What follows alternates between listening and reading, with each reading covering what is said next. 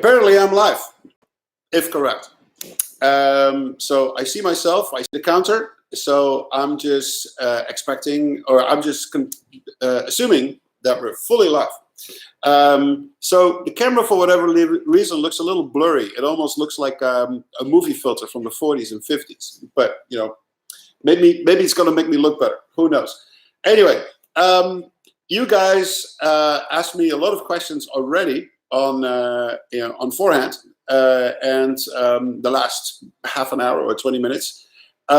So I'm just going to answer some questions. So here we go.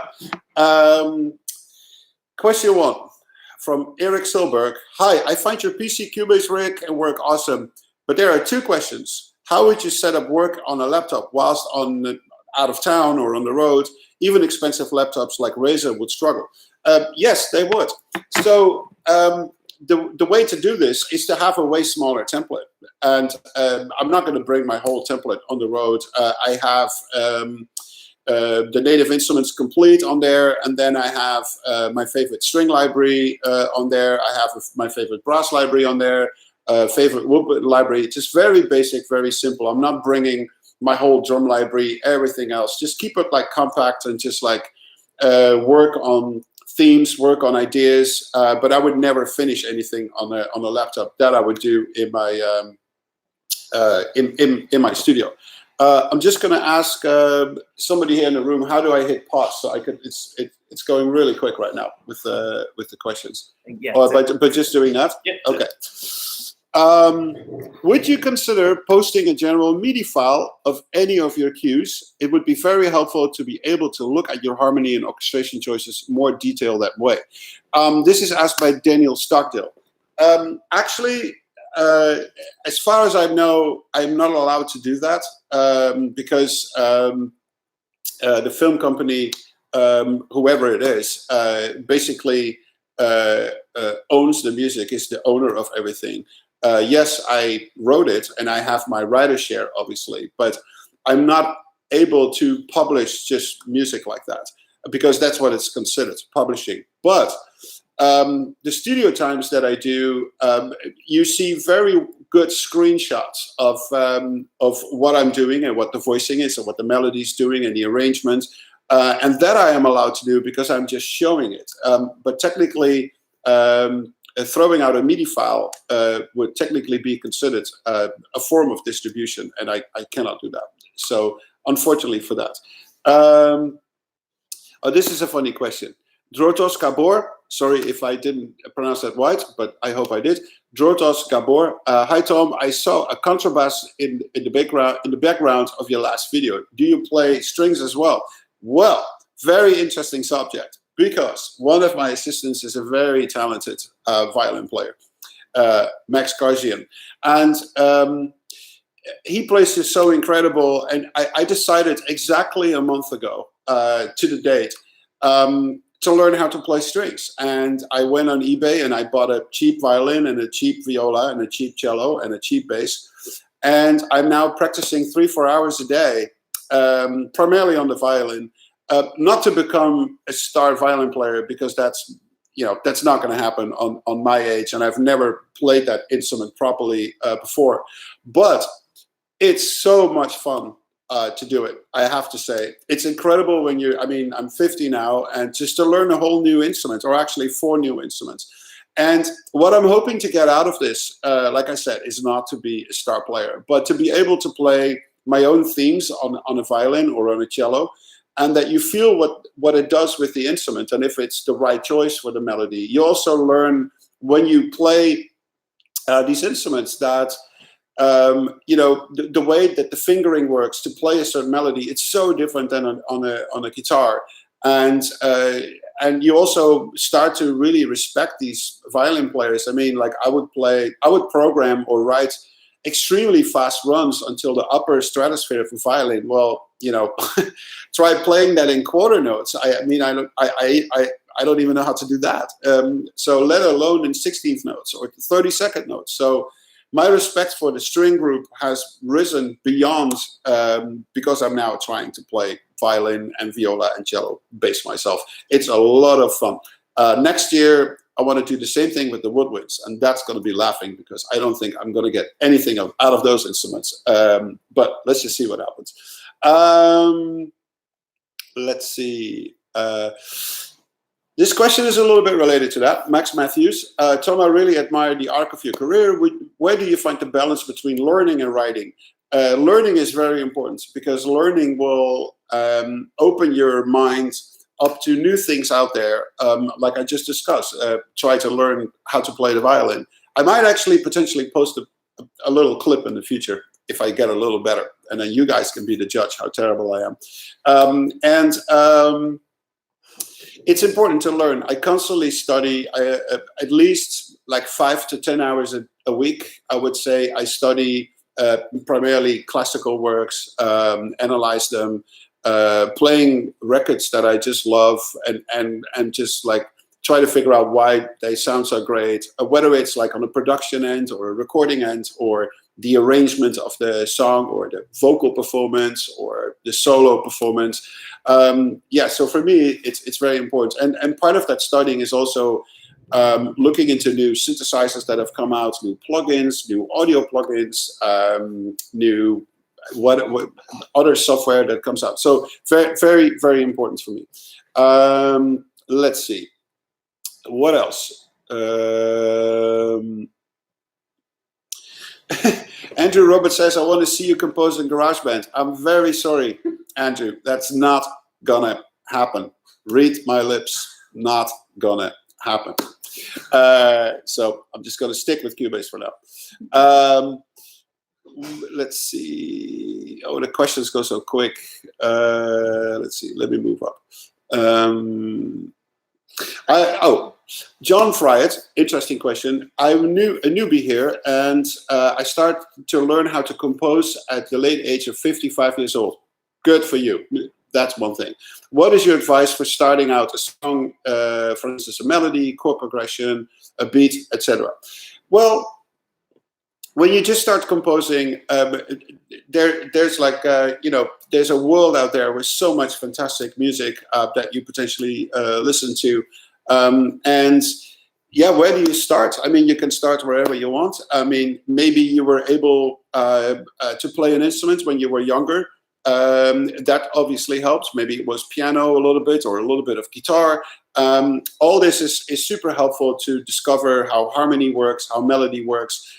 Maybe at this point you have a simple laptop setup or a computer setup with a small MIDI keyboard. It all doesn't matter. It's very great that you're doing this, and you should never be afraid to start picking up composing or playing an instrument, whatever age you are. I had an old aunt who was 79 or 80, and she decided she wanted to play piano, and she never played piano in her life. Now, that is really great, because there's something about learning a new instrument or learning a new craft, whether you want to become a composer or a cook, or it all doesn't matter. It's really great that you're doing this. But I would try to start potentially on a MIDI piano or just buy a cheap guitar, so you discover things about harmony and melody, and things will come gradually from there. To move to mix session, do you export or recording your MIDI? Donnie Axon is asking that. There's actually a couple of studio times that are where this is being explained and mentioned.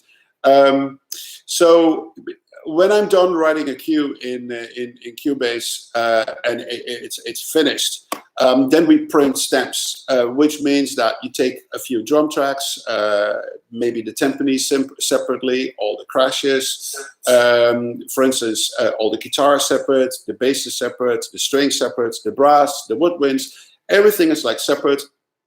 And then I start a new Cubase session with all those audio files in there. And then I do the final mix, and then I print stems again, even smaller. And that then goes to the dubbing stage, where the final movie is being mixed, where the dialogue comes in, the sound effects come in, and that's how that is done. Let's see. When is the next cooking video? Who knows? Who knows? Who knows? I wanted to do another one.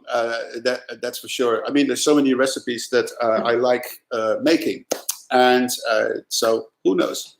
Next question. What do you think of Radiohead? I think Radiohead is one of the most inspirational groups, probably of the last century, but they're still obviously active. But I remember when Radiohead started in the 90s that there was something immediately special about them, even though they really hate that they're being reminded of the song Creep all the time. And I think since recently they started playing it every now and then, but they hated to have a hit like that. But what is so special about Radiohead is that they're so unique and so stubborn in a way, you know, how they work with their sound and their composition, the way that Tom York sings, the way that Greenwood is playing guitar, the drums, the piano. It's a very unique ensemble, and I think it's fantastic that, you know, we have bands like that, and that those bands can actually become very, very popular. I've seen them live once in Los Angeles, and the level of the sound was not even loud at all, but people were so quiet. They really enjoy and soak in the music of Radiohead, and then after that, a thunderous applause every time when the song is done. Very, very, very special band. Year of the Fall asked me, what in particular do you like about Cubase? I would say this is not the moment to really go into what I particularly like about Cubase. Multiple videos that I make in studio time all are happening in Cubase, and every episode I talk about why it's so great to work in that program. Overall, it feels as the most natural program to work with. It sounds incredibly good. It's very versatile, especially for composing. And it's just incredible how to navigate through the program. Since last week, I started uploading videos regarding my new template that I built in Cubase. So I'd highly advise to watch those. And it's a really good selling argument why you should switch to Cubase. Somebody actually left a comment after the first episode of my template. They said Cubase should really start paying you for making these videos, and he might have a point. So let's see what comes out of that. Let's see. What do you? So Amia Saraf, I hope I say that right. Amia Saraf. What do you look for in an assistant or intern? He or she, obviously. What skill set should one excel at? I would say everybody that has been my assistant has been way better than me at one specific element of music. I barely find assistants that know a lot about everything. They usually very knowledgeable about a few things, and that's usually what I'm looking for. And besides that, really nice people, you know, because we work in a family environment, and there's you know, it's very important that if somebody starts here, it clicks with the rest of the team, and you know, there's a really good vibe to work together. So a unique skill set can, for instance, be that somebody's extremely knowledgeable in classical music. Somebody's potentially very knowledgeable in electronic music. Like, for instance, somebody was a DJ for many years and he wants to make electronic music, but now for film. It could be that somebody came from a very incredible, talented band and he was a drummer in that band or a guitar player and now wants to move into film scoring.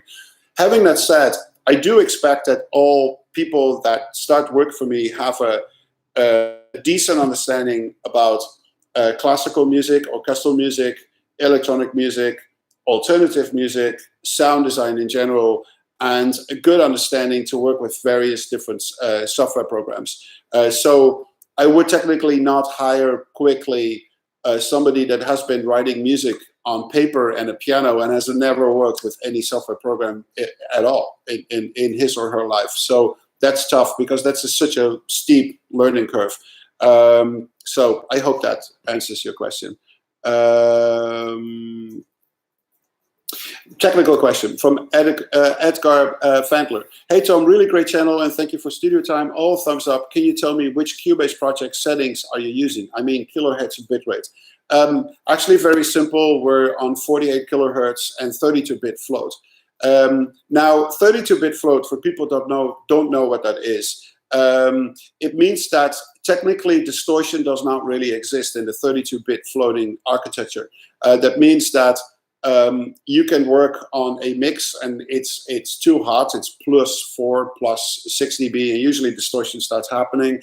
And by pulling the master fader down by 6 dB, everything gets recalculated all the way back to the audio file.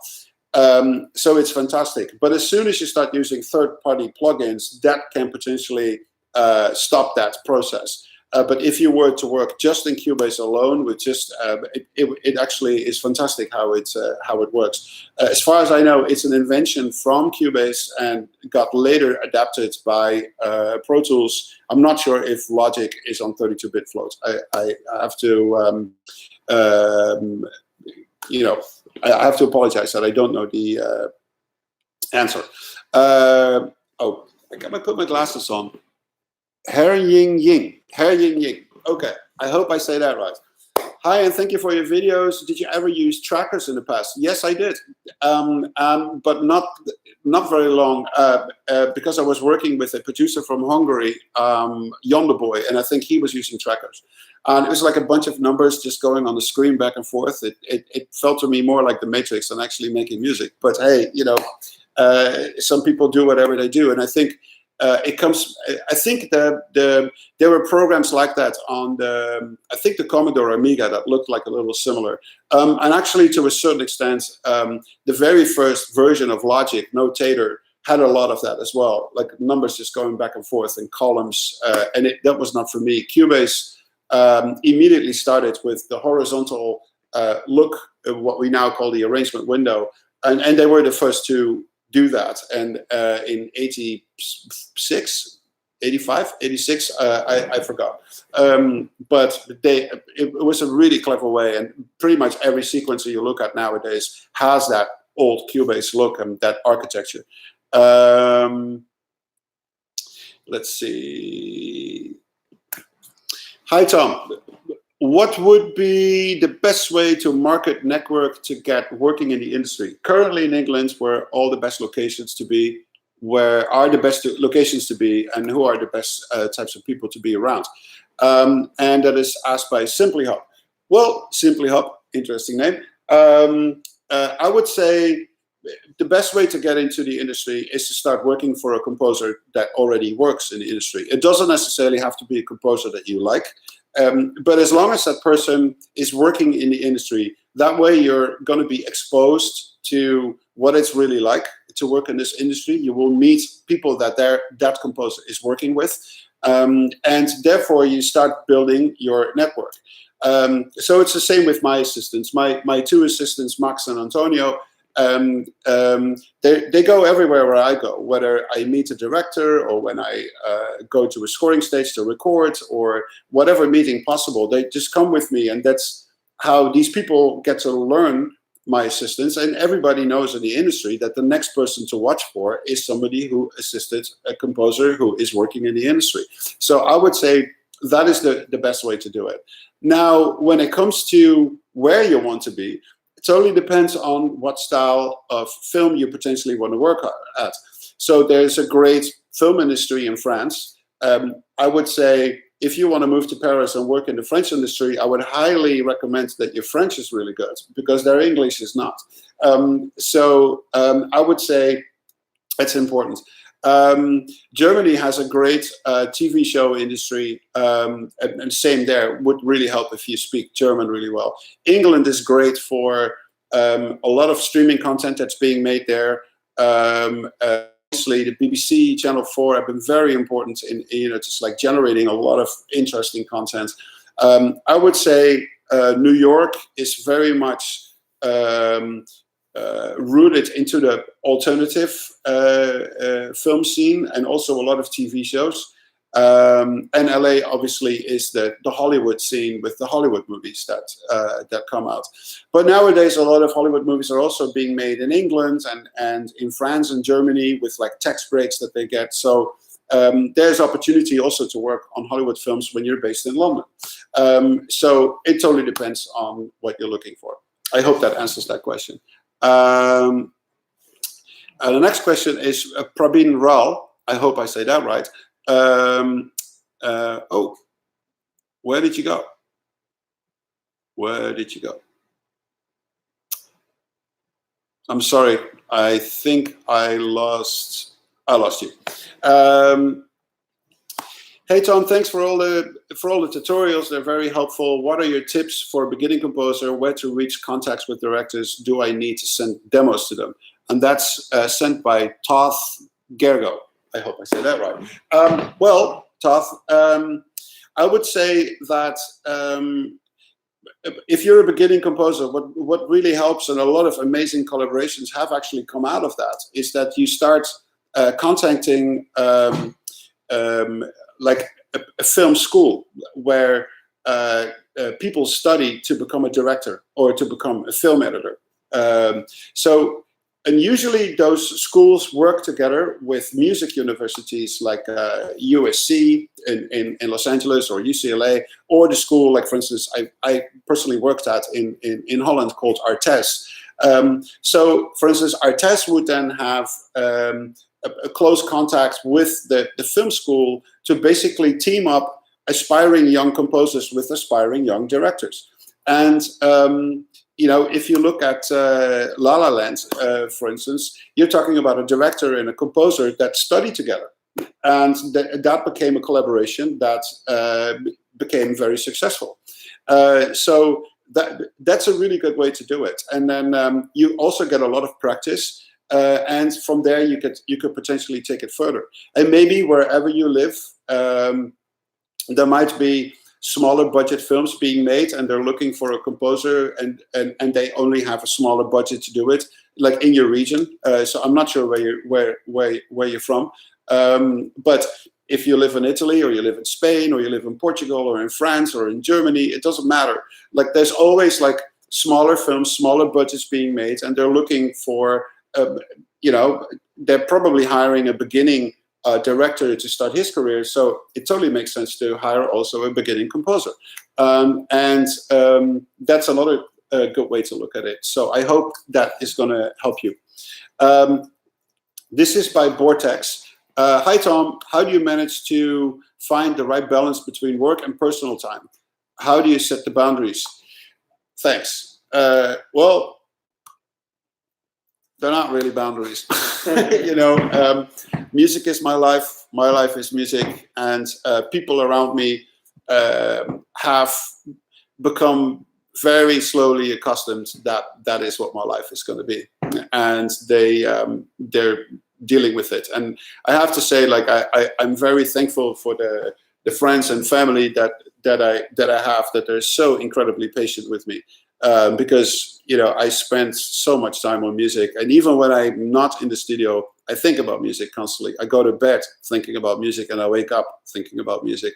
So, I mean, I can talk about other stuff too. I do, actually. It's not only about music. My interest is pretty wide and very broad in a lot of different things. But I rarely have a chance to really sit down with somebody for 4 or 5 hours on end to talk about other things than music.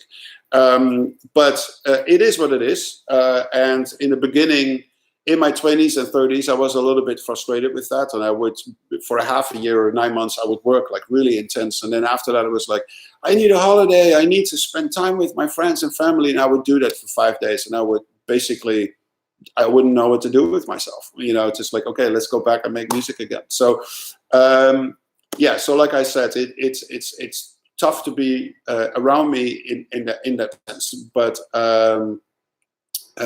yeah, my friends and my family got accustomed to it, and I'm very blessed that, you know, I have them around. Marcellus has probably the most interesting question of the day. Can you give me money? No. Okay. Next question. Let's see. Kevin De Leon. Hi, Tom. Thank you for doing this. If you don't mind me asking, how old were you when you got your break into the industry? Prior to that, did you ever feel discouraged that it might not happen? Let's start with the last question. Yes, you're always discouraged when things go wrong. But this is also making you strong. And so there's a lot of analogies when it comes to what building a career is in any type of industry. And it's like falling, standing up, start running again, and you fall again, and you stand up, and you start running again. Sometimes after falling 5, 6, 7 times, your knees are bleeding and they hurt so much, so you need to take a break for a little bit until your knees are healed, and then you start running again. It's like sports. It's like becoming a model. It's like becoming a top chef. It's becoming a lawyer. It doesn't matter. It's all the same thing. It's just like putting a lot of hours in it and just get really good at what you do. And when you get really good at what you do, you start to get noticed. You start to get noticed by an audience online, in this case, right now. But in the past, obviously, that didn't exist. So there was no online audience. So you were completely relying on a bar that would say, okay, well, you guys can play here, even though you wouldn't get any money. It would sometimes go so far that you had to pay to play, which was a system that was very popular in England. But nowadays you can throw a lot of things online, and when stuff starts to get really good, like people start to notice it, and that's the beauty of music online. And there's so many incredible stories of people that nobody knew. They uploaded this really interesting piece of music, and before you know it, half a year later, there's like millions of people that also found that piece of music. So I would say the online world is not always a forgiving world, but it is a world in which success is possible based on really good music that's been uploaded. So I hope that answers your question, and I wish you all the best. Hi, Tom. This is a good question. John Argosino, if I say that right. Hi, Tom. I don't really see any Asian composers in the industry, at least none that are well known. I'm Filipino. Is there a possibility to try to get in? Of course. I've actually been approached by many very talented kids from India, from China, from Japan, and South Korea. So those 4 predominantly have reached out to me. And the thing, if you're talking about Hollywood, the thing is not necessarily would I or would I not hire an Asian assistant? I would, completely. The problem is that it's sometimes hard for these people to get a visa, to get over here, because that's important. I wish it was that easy that you can get on a plane and just fly to LA and just, I want to live here for 4 or 5 years and see what life has in store for me.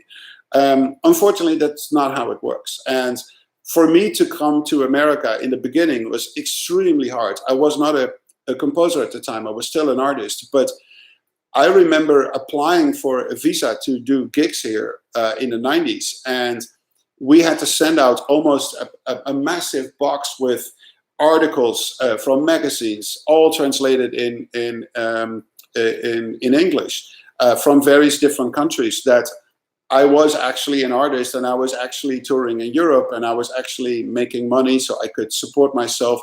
These are all things that are very important to come into play for a visa. So usually, I would say, for me to hire Asian assistants, primarily it has to do with visa. And when people are not allowed, because of the rules, to be an assistant here in town, then you will also see less of those people than to become a successful composer. So I think for me, it has a lot to do with that in my humble experience. I hope that answered that question.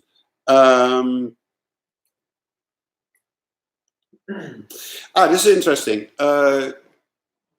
Shoko Chuge, I hope I say that right.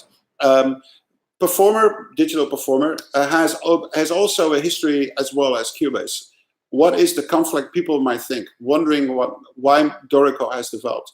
I think digital performer, I think in the beginning, had the leading edge when it came to film scoring, by far.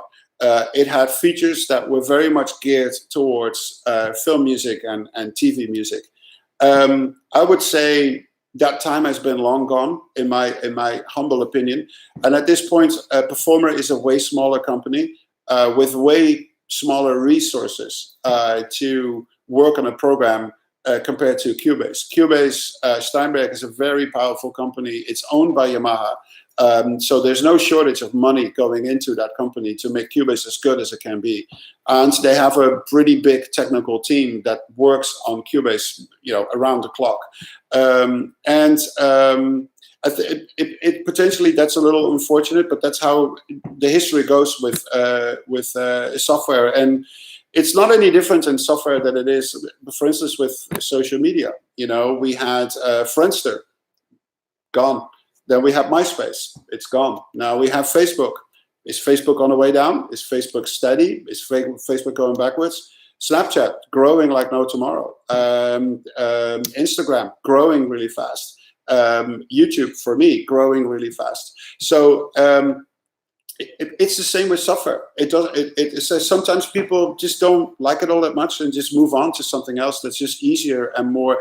I would say if Digital Performer was that great of a program, more people would have caught on to it, and they didn't. So there must be a reason for it.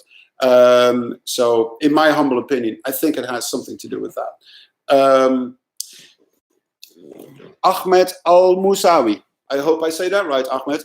Hi, Tom. Thank you for your videos and congrats on the 1000K subs. How exactly do you resample your samples? Do you use external wave editor and modify the existing samples, including in the instruments?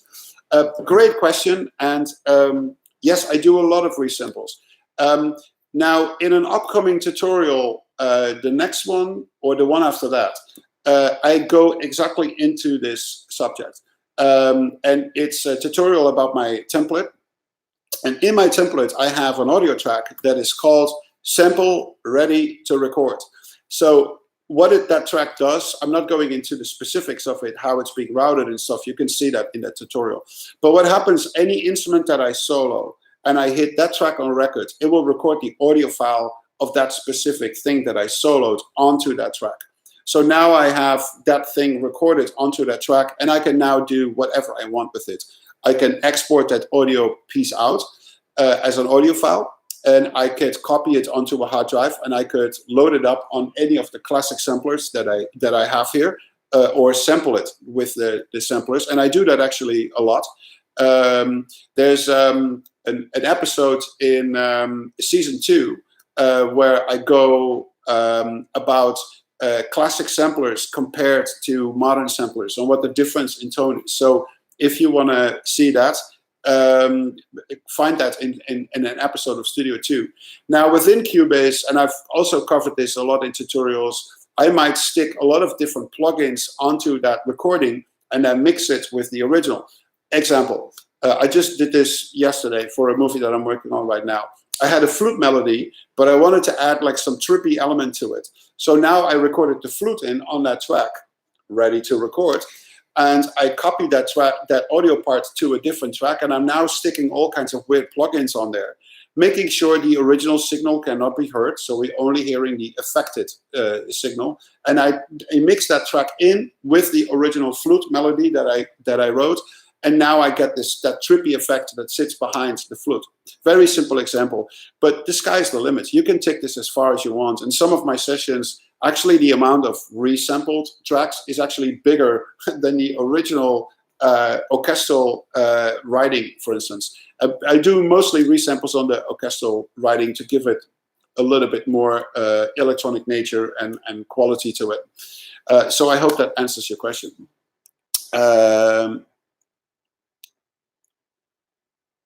When it comes to creating music, what would you consider music that is innovative? And this is asked by Shuen Mon. So that's a really hard question. I would say music that's innovative nowadays, especially because we had so many incredible music styles develop over the last 40, 50 years. It's really hard to come up with a potential music style that is as shocking as it was when we heard hip-hop for the first time, or when we heard electronic dance music for the first time, the first techno in the late 80s. or when we heard heavy metal for the first time, or when you heard Black Sabbath for the first time, or for the first time you heard The Who, or Led Zeppelin, or Depeche Mode, or Radiohead. So because so much is being made at this point, I think at this point what is innovative is that you combine different music styles together and different instruments together that don't seem to be happy to live together, but yet it sounds so incredible natural that you couldn't think that it wasn't there before. And I think that's the interesting phase that we're in right now with music, that people who do that really clever are potentially considered innovative. And good example of a producer that is still very prolific, Mark Ronson, who combines like things together that shouldn't even be together, but it sounds so natural. He would take a funky beat and then he would mix it with a string sample, and then he would have a slide guitar on top, and then with an analog synth from the 70s, and then you would stick like a very soulful vocal on top, and voila, we have 5-6 different elements that were never played together, but it sounds so incredible natural. So I would say in the near future that is very innovative. But you know, I might be completely wrong, and next year some artist, some producer comes out with a music style and it's like, what is that? I've never heard anything like that before. But at this point, I rarely hear music that I've never heard that I never heard before. I hear combinations of styles that I've never heard before. So that for me, that's interesting. Then Jerome Nagarajan says, thumbs up from India, thumbs up from LA.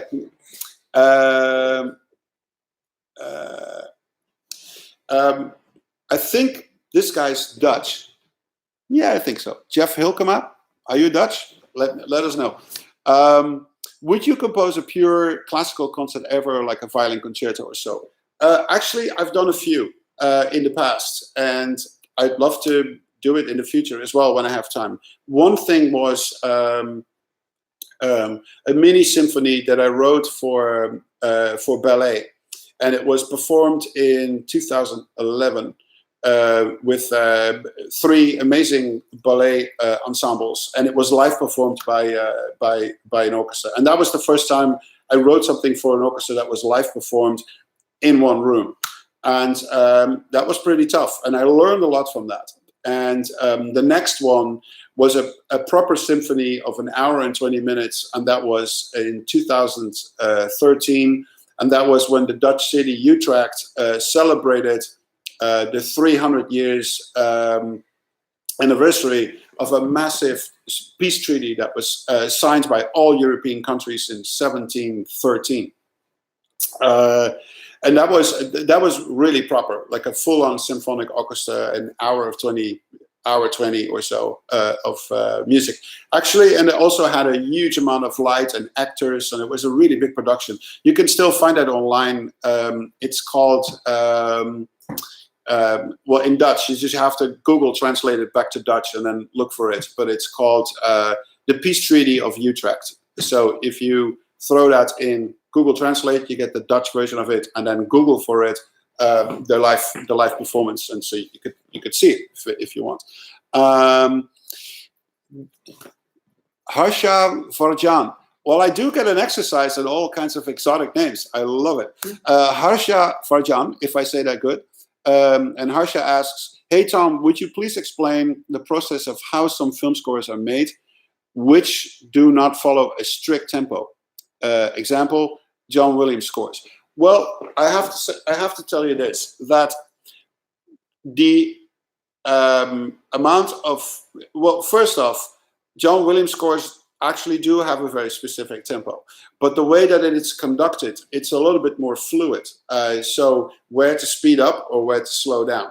But it is written to a tempo, not necessarily a Cubase click or a Pro Tools click that is steady. But every piece of music has bits that go slower and bits that go faster, and then a different tempo and a different meter change. I would say the amount of people that write stuff on paper behind a piano with just an imaginary click in their head and then conduct it freely in front of an orchestra those scores have been pretty much limited to 1 or 2 a year out of the thousands and thousands and thousands of scores that get recorded. And the answer is like very simple. Directors and producers are very married to very small little details in the music, and they happen on exactly certain spots in the picture. Like an eye might move to the right, or somebody's mouth is like "buh," and then something accents that, or a scary effect in a horror movie, the black cat's just coming out of the hole or whatnot. So people are so incredibly tied to like details that it becomes very hard to conduct a piece of music without a click, because you might get 2 details right, but 6 other details are now gone because you're a slightly different tempo, you're slightly earlier or slightly later. And the director would say, I don't like that. You had it like right there before. And so you do it again, and now you have maybe that point right, but the other points now are not right. So there are technical things that you can use to make it a little bit more streamlined, and they call that program streamers, which is basically dots that flicker in the screen so you know where music needs to start or where an accent is.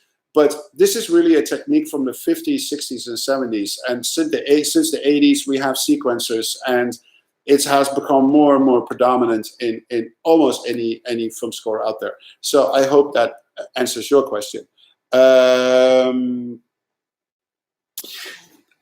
W asked me one thing you like and dislike about the industry in LA. The one thing I like, and I wouldn't even say like, the one thing that I adore, let's make it very, very strong, about working in the industry in LA is that the people that I've worked with so far and the people that I'm working with in the near future are such incredible, lovely, smart, incredible people, and there's so much to learn from these people. And it doesn't matter whether a movie is very commercial successful or it's not. It's the collaboration with these people that I find incredibly fascinating, and for me that takes over anything potentially that I don't like. So the thing that I don't like is that sometimes like very important decisions get taken so close to the deadline. And that's the thing I sometimes don't like, where I'm just like, wait, but we could have decided this 2 months ago, and then everybody would have enough time to make that work. But it's the reality. It's not the nature of the industry. It's just the nature how people work. Compare it to, I'm going to ask you guys now, it's like, oh, I'm going to throw a party at New Year's Eve. Do you want to come? Maybe 1 or 2 would say, yes, I'll be there. But most of you would say, well, why don't we talk like 2 weeks before New Year's Eve, and then we'll see what I have to do or what where I am. Somewhat similar in the film industry. People don't like to take firm decisions 4 or 5 months out of the deadline. They want to see how everything is developing, like the voices of the actors, the special effects shots, the mix, the development of the music. And then when they hear everything together close to the deadline, they might then decide, you know what, I actually want something else.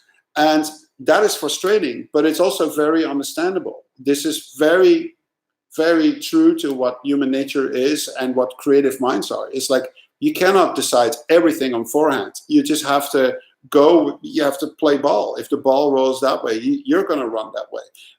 So it's just the way that it is. But all plus and minuses combined, for me, it's like 80% in the plus. Why it's so great to work in this industry, and the 20% of things that I don't like is like, hey, you can't have it all, because at the end of the day, it's so great to work in this industry, and I'm so happy that I got here and work in this industry. So I'm a fish in the water, so to speak. Let's see. Let's see. Hakan by Chile. I hope I say that right. Hakan. Please tell me about your ergonomics on your desk. How do you ensure ergonomics while working? The keyboard and the other equipment are not exhausting, maybe with a special video. I think this is a very incredible question. People just completely forget about these things. Ergonomics are so important.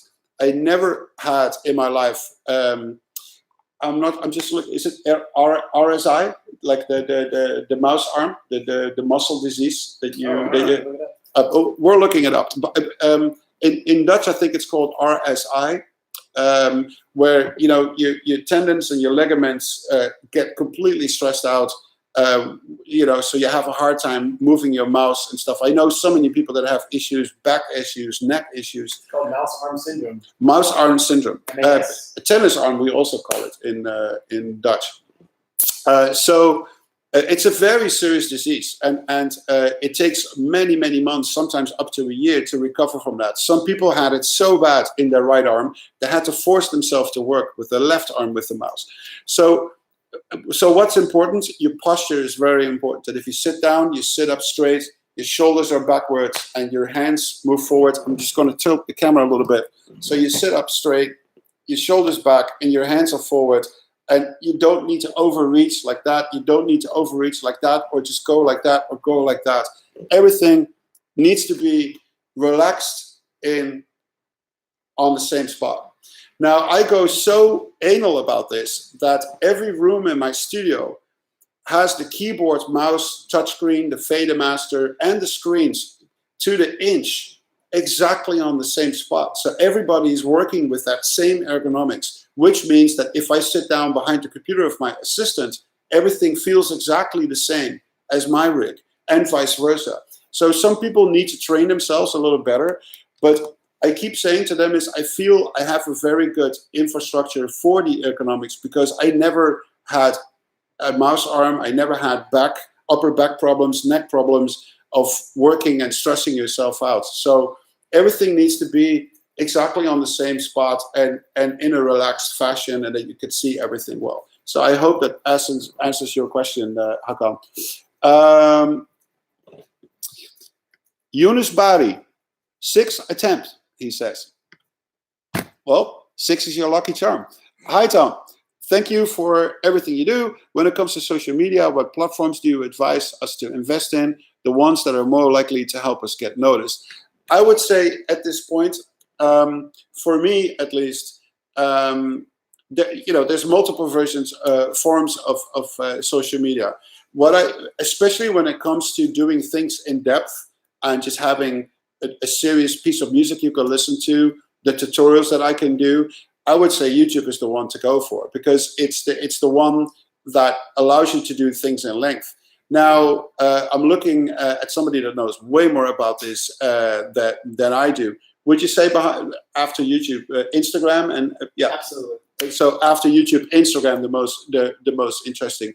Crush it on those two. Sorry, what? Crush it on those two. Yeah, crush it on those two. Hisham says. So, and then you're golden. I mean, I used to use Twitter more like for random stuff, not necessarily to advance my career. I would be retweeting an interesting article that I read or something like that. But I wouldn't say I'm the social media expert, even though I do work with it.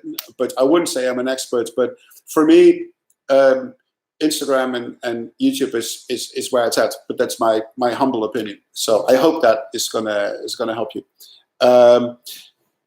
Eric Hood Music. Do you look back at prior conversations and wish you had more time to complete it and make it better? Let me make one thing very, very clear here, Eric. Every time when I play a piece of music back that I finished, I see the missed opportunities. And so am I turning into like a grumpy, vinegar pissing kind of guy? No. But am I self-critical? Extremely. So when a piece of music is done, it's the best I could do at that specific point in time. And that's it. There's this great expression, art is never done. Art is never perfect. At a certain point, you just abandon it. And it's the same with music. You just work on it as good as you can, as hard as you can. And at a certain point, there's that deadline, and then boom, that's it. That's all you can do. And you shouldn't beat yourself up about that. So I can be very critical about my own work, and at the same time giving myself a hug, saying like, you did what you could. It's like, what can you do? So, and that's kind of what it is. You gotta you got to smile at it. But am I critical about the stuff that I've done? Very much so. I now listen back to the Mad Max score. It's like, oh, I should have done this. I should have done that. I should have done this. Same with Deadpool. Same with Batman versus Superman. Same with Mortal Engines that just came out. It's like you constantly look back. It's like, how can I improve myself? How can I push myself to a new level? How can I make better melodies? How can I make better harmonies? And I think, honestly, if you talk to any film composer, any artist out there, they always get up in the morning and they look in the mirror, and most of them think, you're a you are a talentless shithead. You know, that's what artists do. They beat each other up. You know, they beat themselves up by just like, oh, you know, I'm sure you're not going to get anything done today. And then you pick up the guitar, you play wrong notes. You see, I told you, you're going to get nothing done. So you have to be a little, you have to be nice to yourself, and just like, you wake up in the morning, it's like, oh, today's going to be a great day. I'm going to write some great melodies. And you go in with that positive spirit and you write a piece of music. And then the next day you play it back. It's like, oh, you know, I gotta change like a couple of things here. You got to do this and got to do that. So that's my opinion about my own stuff. Anyway,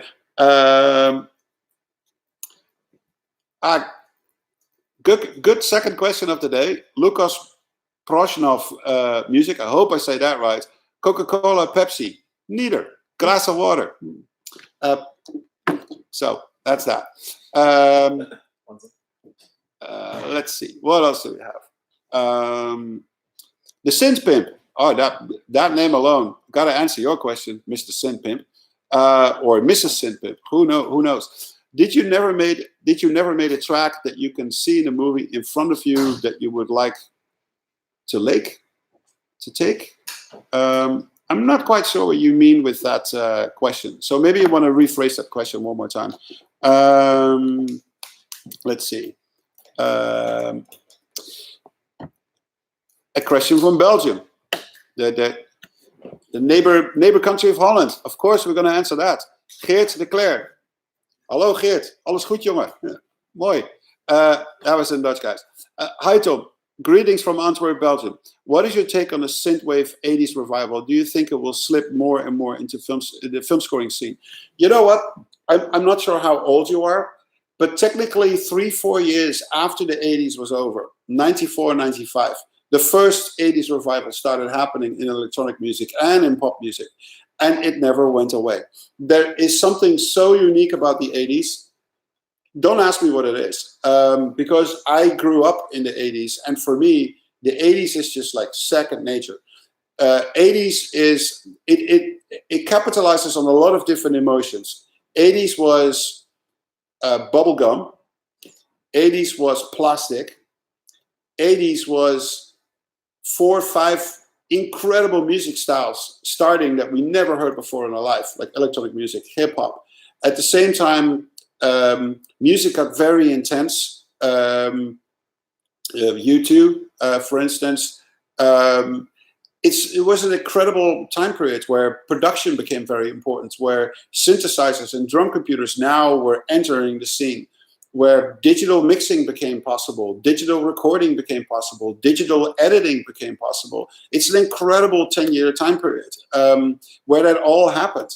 And I think so many new ideas were presented in the 80s that simply 10 years was just not enough to chew it all out and just to come up with better, potentially musical concepts. And I think that's one of the reasons why the 80s has such a strong pull still today.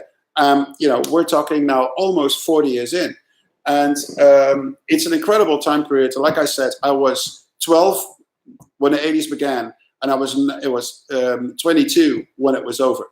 And those 10 years are so incredibly important when you work in music and when you love music. Everything you adapt in those 10 years when you're 12, it becomes part of your DNA, and it's really hard to shut that out.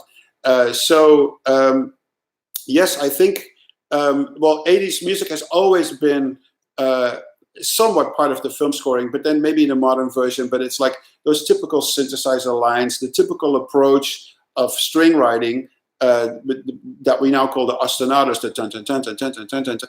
It's very much based on how sequences became part of music in the 80s. And for me, it's very much relatable with that time period.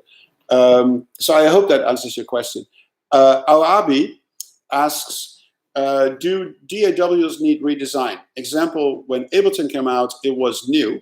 Roots and trackers. Machine is also something different. MPC is also cool, but maybe old. Do you miss something completely different than all these?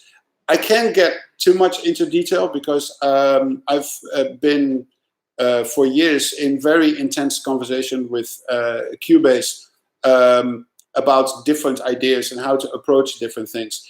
But yeah, there is always the opportunity to do something new.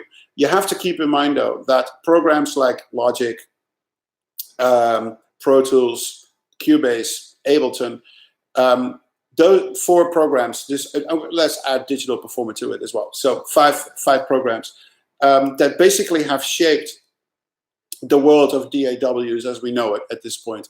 I was talking to one of my tech guys who knows a lot about coding and a lot about how these programs work under the hood. I do not understand any of that when it comes to coding a software program. But what I will say is that it takes millions and millions of pages of coding to get to a software program. So to invent something new, to invent something radically different than what is out there right now, would be so incredibly expensive. To code a program completely from the ground up, it would almost be impossible. You would need an army of coders to do that.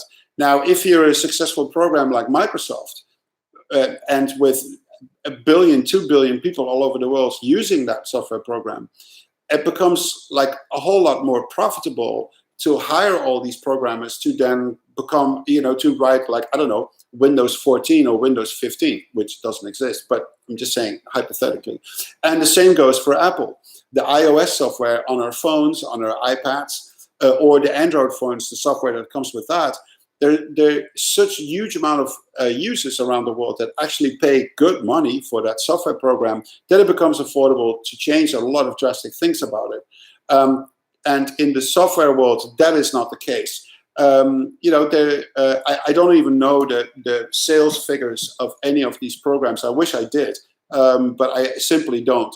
But I can just imagine that if you would compare the sales of Pro Tools or Logic, and you compare that with the sales of Microsoft Windows or the iOS software on your Macs or your phones, you're talking completely different numbers. And therefore, so you have to keep that in mind when you complain about what's not great about software, what is great about software. And I know with all these software developers, because these people, whether I'm a fan, I am a fan of Cubase, but I do admire and respect the guys who build Logic and the guys who build Pro Tools and the guys who build Digital Performer. I have massive respect for these programmers and these companies for what they did to push the music industry further by delivering cutting-edge DAWs that we all now use to make music. But there are limits to what they can do. And for me, that's very important. And I always keep that in mind when I say something slightly on the negative side, whether it's a plugin or a software program. You always have to keep in mind with how little resources these things actually are being made, because there's simply no money to do it. So I think it has a lot to do with that. I'm not sure, I have no numbers, but I think it has something to do with that. So next question, Vijal Venkat. I hope I said that right. Can you make a video on how to program a track with multiple tempo and multiple signatures on Cubase? I use Novendo, which is similar to Cubase. It's actually almost exactly the same as Cubase, as they're both from Steinberg. Well, actually, if you were to look at some of my other tutorials on Studio Time, you will find that every cue that I present has multiple different tempo changes and meter changes, and I also get very much in detail why why I need them, and how I do it.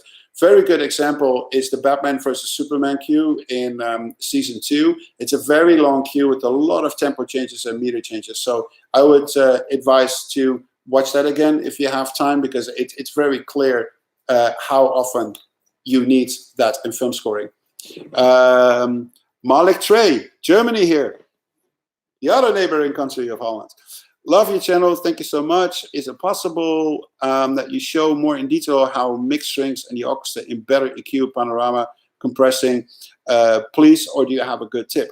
Well, the last the season that we just started, I go very much into mixing the orchestra, and I show what I do with the stems and what I do with plugins and what I do with panning and with reverb and things like that. So I would, Malik, I would advise, like for instance, the London suite of Mortal Engines, which was the first episode of season 3.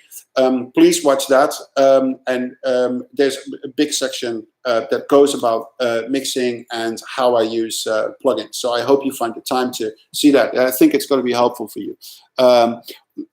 Let's see.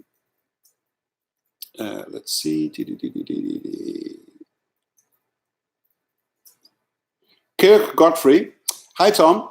Do you have a chance to look through the contact sample libraries you were given by Mod Wheel guys in New Zealand? No, I have not yet. I'm so far behind when it comes to looking into sample libraries. But I do tell you this. I hang out with them, and they're absolutely fantastic guys, and 2 guys and a woman, actually. And the 3 of them make very creative sample libraries, really original instruments, really original sounds. And because they're across the street from where Peter Jackson has his wonderful facility. So across the street, that's where these guys are. And they have this wonderful small facility where they record all these very beautiful instruments, and they create instruments out of them. And we were just hanging out, just geeking out and just going through all these instruments. So I brought them back with me to LA, but we went through them over there, but I didn't really have the time to go through it over here. But what I've heard there, it's like a wonderful company, really great instruments, super affordable, very small in size, but very practical if you look for instruments that are very snazzy and very unique, and usually smaller in size. So really, really like that. Let's see. The next question, interesting name, Rocking Feetard. Rocking Feetard, welcome here. How do you stop yourself getting bored of a track when working on it for so long? It's actually a really good question. So, and this also goes into like the director's corner for a certain extent. So let's take Mad Max, for instance. When I started, August 2013, I was done April 2015. So you're talking 18 months of working on the same movie that only has 2 hours of music. So you're listening to that music for 18 months in a row. And that's tough. Usually I lose interest after a couple of days because it's just too much. So what you have to do is, like, when you know the track is right, and when the director has said, okay, this is great, let's move on, you still need to work on that track because, you know, the picture is changing. You have to make it a little longer, a little shorter, or then very long, or then very short. I mean, anything can happen. And I would say you just have to switch your brain off that you need to give that track any more musical adjustments. You just need to consider that track as like, well, that track is done. It's great. I was super happy with it the moment I was done. So technically, that feeling that I had when I was done, that should still be true 2 months down the line, because nothing has changed, nothing has happened. It should still be a good track. Now, the only problem that you can have is, like, while your brain is developing for 18 months and you learn new things, and you are taught new ways by a colleague composer or by somebody else that you meet, you might want to go back and just update some things so it becomes better. But for instance, if I were to do, I've had this before, this is a practical example. We're looking at the modular wall over there, and then if I got a few new modules, I would put them in. I would be so excited about those new modules that those guys became my new best friend. And I'm sure many out there recognize this. Whether you have a new plugin, you have a new synthesizer, you have a new guitar, a new effects pedal, and all you want to do is throw everything out that you've done and just use that one effect pedal on all your tracks from now on, because that's your favorite new friend.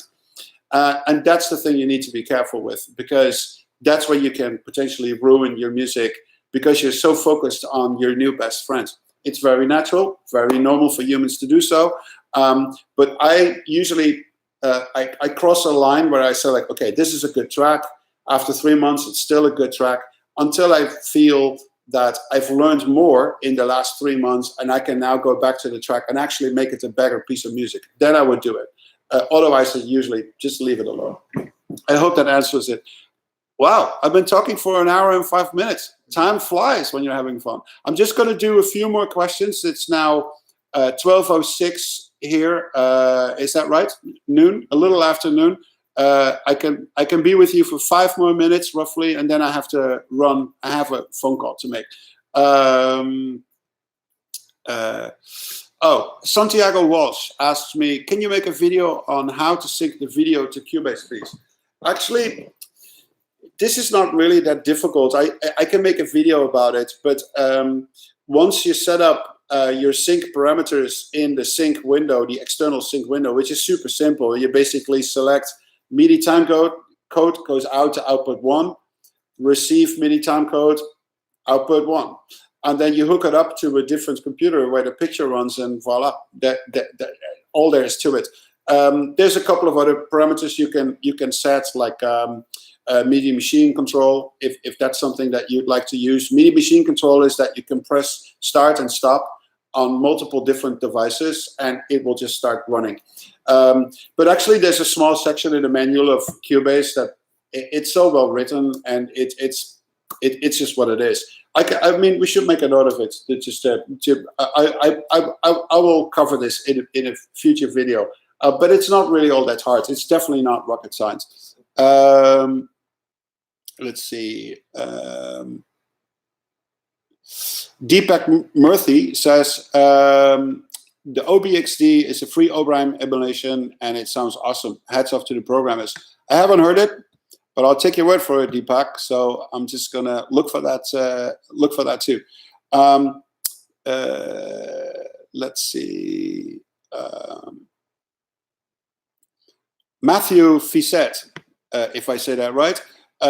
Will you include funk horns in your horns library? Do you think it's possible to do fast and punchy lines using a plugin? I'm doing funky stuff with TV right now. Actually, we're still working on it, and I can't say too much about it, but I can say this. Just recently, a big band library came out by Orchestral Tools that is really, really stinking good. So just look into that, because that might be exactly what you need.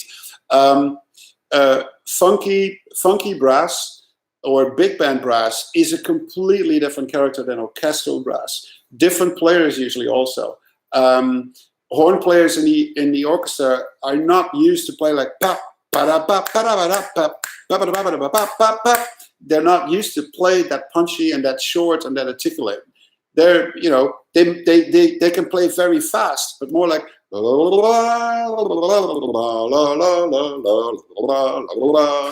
which is something completely different than. It's like a whole different thing. So look at that library. I think you're gonna like it. Okay, 2 more questions.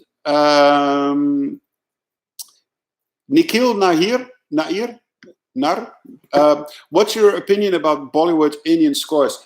I love Bollywood scores. I had the pleasure once to meet A.R. Rahman, the super famous Indian composer who did Slumdog Millionaire. And there is, what's really great about the Indian score music is that's so closely related to the Indian culture. And we kind of don't have that the same way in the Western film scoring world. There's connection with classical music. There's connection with sometimes pop music and synth music. but I would say is not as deeply rooted into culture as the Indian music is, and in the Indian Bollywood scores. I also love that it always has like a distortion edge to it, and a roughness to it that I really like. So I think it's a wonderful musical color that really expands, the music colors around the world, and Indian Bollywood music is an incredibly colorful element that it just puts a smile on your face, and I think that's really, really great. Last question, and the last question is let's see. Oh, now they come in by the thousands because this is the last question. Oh, I can't even stop this thing. Oh, this is good. Ziriak, I hope that's your name. Hi, Tom. I'm a woman in music. Finally, we need more of those. Here's the question: is there any prejudice for women sound producers? It's not quite a female profession in LA. Is it possible to make a serious career as a female? Absolutely yes. Did I say absolutely yes? Okay, because I meant to say absolutely yes. Let me give you an example. All the people that I work with on a studio level in the music department are primarily women. You might be surprised because of that, but it is absolutely true. Spring Aspers is the head of music, Sony, a woman. Danielle Diego, head of music, Fox, woman. There's so many women working in the music industry in LA. Most of the music editors that I've met, that I've worked with, are women. So why are there not more female composers? There are a few, but not enough. I was in charge of a study in Holland for 9 years, a music study. And it was so hard to convince women when they're 18 that you should become a film composer. They're like, no, I thought about it. I'd rather just do this. I'd rather just do something else. I wish more women would decide to become a film composer and just pursue it as aggressively as men do.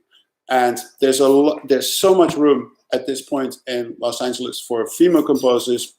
And I would highly, highly recommend that you push through, you work on it, you make sure you, as good as you can, come to Los Angeles and find yourself a job as an assistant. I guarantee you it will work. If anything, people are looking for a female composer because people really want diversity. People really want people from different cultures all over the world to come here and work in this industry. And it's not something you can force from the top down. It needs to start from the ground up. So I try to motivate a lot of young people from wherever they are from the world, female or male, just come to this industry and work here. It's really, really great. So Syriac, I hope I say your name right. Please come to Los Angeles. You will be surprised how many people are open to have you on board and become a successful composer yourself. So thank you so much, guys, for being here. It's 13 minutes past 12. I have to run. I have only a minute and a half to grab the phone call that I need to grab. Thank you so much. Let's do this again. Okay? Until then, there's going to be studio times, but we're going to do this again soon. Okay? Take care. Thank you very much. Bye.